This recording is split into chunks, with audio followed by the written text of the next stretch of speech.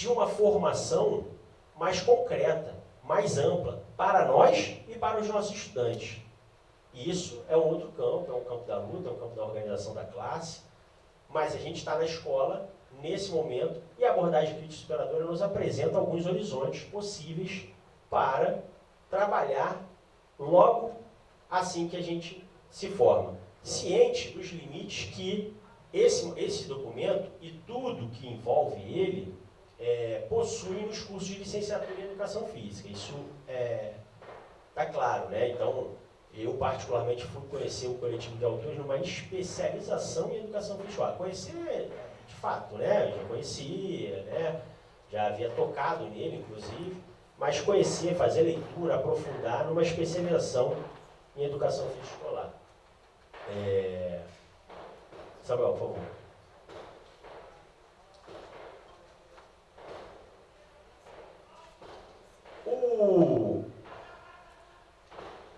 Quero voltar um pouco na questão dos clássicos, apresentado pela pedagogia histórico-crítica e também pela abordagem crítico-superadora, para confrontar a pedagogia das competências, né? Então, a criança vai montar, vai participar, vai ter protagonismo no planejamento. Vai, claro que vai. A criança tem direito de ser ouvida. Tem direito de ser ouvida. Eu tenho absoluto acordo. Agora, não é a criança que vai dirigir o planejamento. Isso a gente precisa ter clareza. Senão, eu volto a dizer, a escola não faz sentido. A educação física não faz sentido.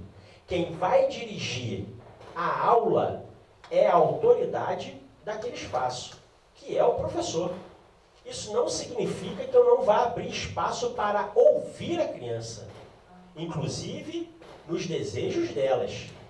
Mas se não houver a direção, o encaminhamento e o planejamento por parte do professor, a carreira docente está em breve ser extinta. Está aí já o Unicesumar, fazendo tudo à distância, agora vai ser secretário de Educação de São Paulo, né? Imagina, em São Paulo, o poder de São Paulo, o que não vai ser? Então, a televisão, eu brinco, porque como fiquei muito tempo na educação infantil, a galinha pintadinha vai me substituir. Porque acompanhar a galinha pintadinha não é fácil, não. É difícil. Ela brinca muito.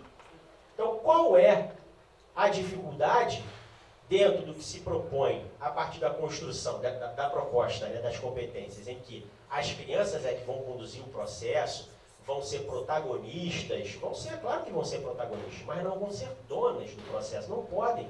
São crianças. Elas são crianças. E aqui a gente não pode tratar de nenhuma forma uma fala dessa como arrogante, como autoritário. As nossas práticas devem demonstrar o contrário. Particularmente, e sem modéstia mesmo, a minha vem dando muito certo. E a gente precisa dividir isso. Precisa dividir para se encorajar, para encarar, por exemplo, um conselho de classe, inclusive com os nossos pares, que vão determinar, que vão dizer muito autoritário. Eu, particularmente, não de um par da educação física, mas já ouvi de uma colega lá na educação infantil do Pedro II, sem ter me citado, mas eu tomei para mim, vesti mesmo a carapuça, de que na educação... e aí, esse parênteses eu deveria ter feito no início, tá? A realidade do Colégio Pedro II não é, caixa alta, negrito, sublinhado, a realidade das escolas públicas do Brasil. Isso a gente não pode perder de vista. Chegar aqui e falar como professor do Colégio Pedro II para professores de outra rede é muito fácil. Eu chego lá, abro o armário, o armário de educação física do meu curso dele tem mais. Peguei tatame lá com ele em Duque de Caxias, inclusive. Tem tatame, tem bola, tem bambolê, tem de tudo. Eu no município eu tinha tatame, 4 placas, não tinha mais nada. Não tinha mais nada. Então, feito esse parênteses, ouvi da minha colega que na educação infantil, a educação física tem 5 tempos, de que as crianças não estavam tendo seus espaços de liberdade. Eu falei, essa é para mim. Essa é para mim. Estavam tendo seus espaços de liberdade, porque nenhuma criança reclamava das aulas, ao contrário. Elas me cercavam quando eu chegava. Isso é sintomático. E isso é sintomático. Agora, a liberdade que se pressupõe são as crianças ficarem livres, da qual eu particularmente também tenho acordo. Agora, não pode ser, e que não é o caso dessa unidade, tá? Mas como eu tinha 5 tempos, era uma carga horária muito elevada, achavam que eu tinha que oferecer um tempo maior para as crianças, da qual eu também oferecia, tá? Em momentos que eu tinha 2 tempos seguidos de 50 minutos, eu deixava, por óbvio, ele lá um momento lá, livre, na catarse deles, mas boa parte da aula, quem dirigia era eu, em parceria com eles. Em parceria com eles. Eles opinando a todo momento, crianças de 4, de 3, no meu caso, lá é 3, 4, 5, mas eu dei aula para 4 e 5. Crianças de 4 e 5 anos, opinando ativamente, palavra que eles gostam, nas aulas. E de fato, isso não quer dizer, dirigir a aula, não quer dizer que eu vá abrir mão dos conhecimentos da criança de 3 anos, de 4 anos. Até amarrar tênis é importante. Para o professor de educação física é fundamental. Se tem aquele que já sabe, bota ele lá para fazer. E aí você divide a experiência. É zona de desenvolvimento iminente. Né? Não sabe um par mais experiente. O próprio par mais experiente precisa ser valorizado. E numa relação de ensino e aprendizagem, o par mais experiente na educação é o professor e deve continuar sendo o professor. E volto a dizer, isso não significa que a criança não vai ser considerada. Para concluir, volto a dizer, né, a apropriação do gesto motor como prática de liberdade não é um objeto de pesquisa, mas é algo que vem me provocando a pensar o fenômeno o debate de gênero no futebol. Né? Quando a gente vê o futebol na escola, eu vou nem falar na rua, o futebol na escola, em geral, são meninas alijadas desse processo.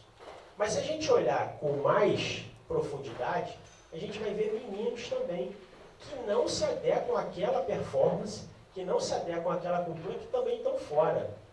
Por isso é preciso a gente compreender que isso é um processo cultural. As mulheres, historicamente, foram alijadas de uma série de processos da cultura corporal. Não foi diferente no futebol. E uma observação que tem feito, uma provocação pessoal, é de como a gente tem visto, né, as mulheres estão entrando no futebol, participando do futebol. A minha pergunta é, estão jogando futebol? Essa é uma preocupação que eu tenho. Estão se apropriando culturalmente daquela cultura, desculpa a redundância, no sentido prático, ou estão consumindo futebol de uma indústria cultural? Apenas para fazer uma reflexão, como a gente poderia fazer com o funk também, com as periferias? Qual o tipo de consumo que é feito do funk? O funk deve ou não estar dentro da escola? A meu ver, deve estar absolutamente dentro da escola, por dentro da escola, mas sem deixar de ser refletido. O que significa, por exemplo, a subjugação do corpo da mulher em determinadas letras. Não pode passar despercebido dos olhos do professor uma letra da qual a mulher é um objeto, quando a gente, inclusive, vê as meninas dançando. Isso não pode passar despercebido. Mas é a cultura das crianças. Discordo? Discordo. Está em jogo, está em disputa, está sob tensão e a gente precisa disputar. Está posto na apresentação, né, o projeto de avaliação, da qual eu tenho, só citei alguns aspectos para mim absolutamente relevantes, né, como projeto histórico, né, a compreensão crítica da realidade, enfim, que devem fazer parte da avaliação. Porque senão a gente fica só na dialética conteúdo-método, conteúdo-metodologia. Não, para a gente, objetivo e avaliação são fundamentais. Marcar para ver se a criança aprende. Se a criança aprendeu a chutar uma bola. Chutar uma bola é fenomenal. A criança adora quando faz uma estrela. E aí, para usar o exemplo de ontem, estava lá na estrela com a corda posicionada, vai para lá, a professora Elisa ali, ó, lá com o circo. As crianças que não sabiam fazer estrela, eu dizer para elas, passando a perna a 40 centímetros de altura, tu acabou de fazer uma estrela, cara. Ela é? Tu fez estrela. Porque tem um outro que passa a perna lá em cima. Ele acha que aquilo é estrela, que só aquilo é estrela. Falei, tu acabou de fazer uma estrela. Tu pode chegar em casa e falar que tu fez uma estrela. Mas quem oportunizou ele aprender a estrela? Ainda que ali, inicialmente, a educação física dentro da escola. Porque provavelmente, até mesmo por falta de interesse, de nunca ter tido contato com essa cultura, nunca vai experimentar fazer uma estrela. A escola, a educação física escolar, precisa fomentar essas práticas corporais chamadas tradicionais, da qual particularmente prefiro chamar de clássico na concepção da abordagem da pedagogia histórico-crítica. E por fim, eu confesso, da BNCC a gente já falou, pode passar mais uma, por favor, Samuel. O tempo já estourou tudo, né? A Juliana já está aqui já no meu pé. Esse é o último parágrafo da entrevista da professora Celi Tafarel na última edição, a edição que tem as entrevistas dos autores do coletivo, né?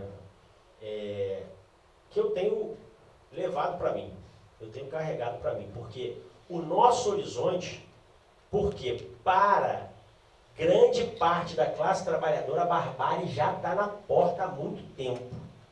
E o nosso horizonte precisa ser o socialismo. Então eu pedi licença a vocês para reproduzir, refletindo lá sobre a escola, já no final da entrevista dela, né? Devemos continuar com as experiências considerando a escola como centro vital para o acesso à cultura. Devemos continuar defendendo a escola pública e aprofundando os estudos que permitam garantir que todas as crianças e jovens, todas, crianças e jovens, tenham acesso aos meios intelectuais de produzir cultura. Seja na rede pública de educação, seja nos movimentos de luta, como por exemplo o MST, devemos aprofundar as experiências e elaborações teóricas para garantir outra possibilidade de educação para além do marco do capital.